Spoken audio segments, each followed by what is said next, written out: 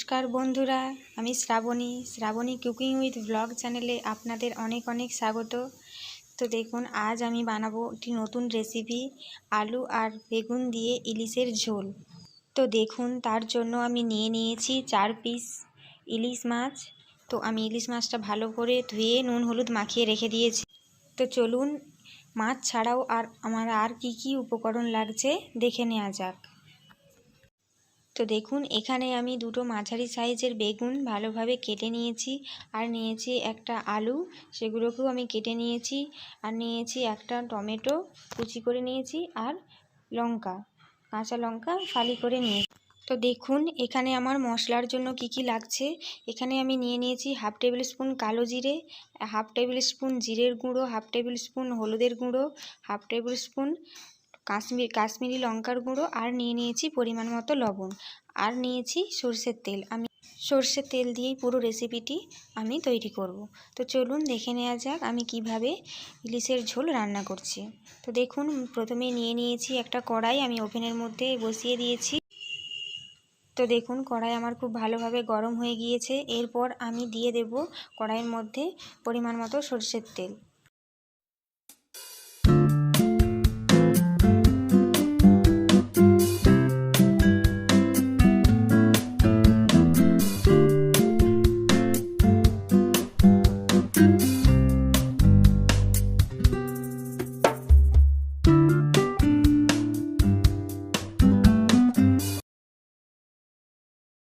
তো দেখুন, তেল খুব ভালোভাবে গরম হয়ে গিয়েছে। তো এরপর আমি মাছগুলো খুব ভালোভাবে ভেজে নেব।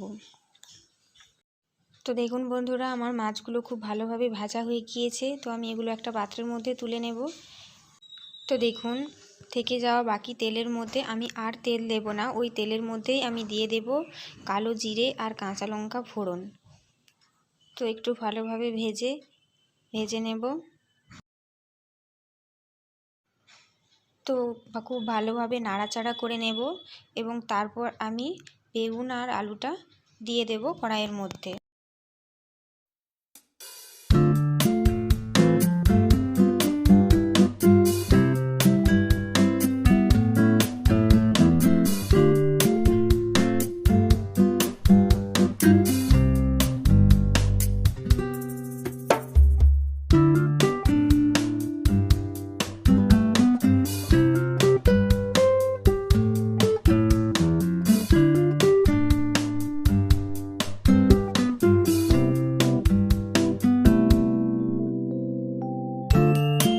তো দেখুন, একটু নাড়াচাড়া করে নিয়ে তারপর আমি দিয়ে দেব লবণ, আর দিয়ে দেব 1/2 টেবিল স্পুন হলুদের গুঁড়ো দিয়ে খুব ভালোভাবে নাড়াচাড়া করে নেব।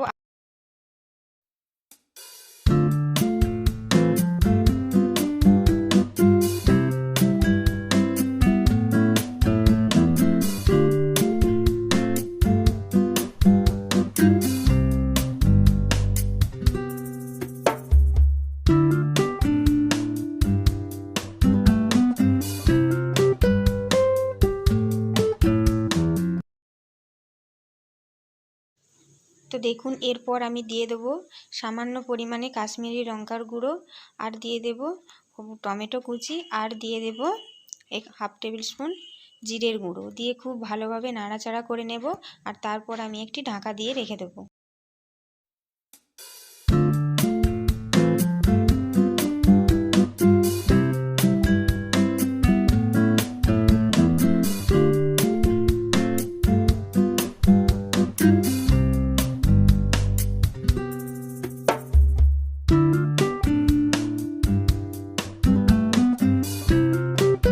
তো দেখুন, আলু বেগুন খুব ভালোভাবেই ভাজা হয়ে গিয়েছে।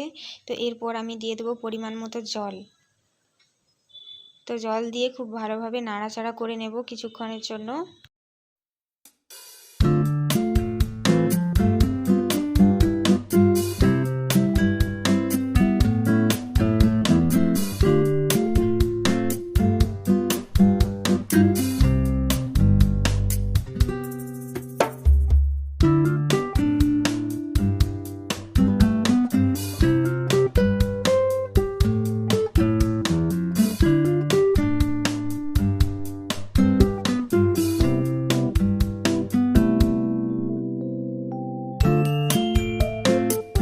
এরপর ঝোল ফুটে উঠলে একটা একটা করে মাছগুলো আমি ঝোলের মধ্যে দিয়ে একটু নেড়ে চেড়ে নেব।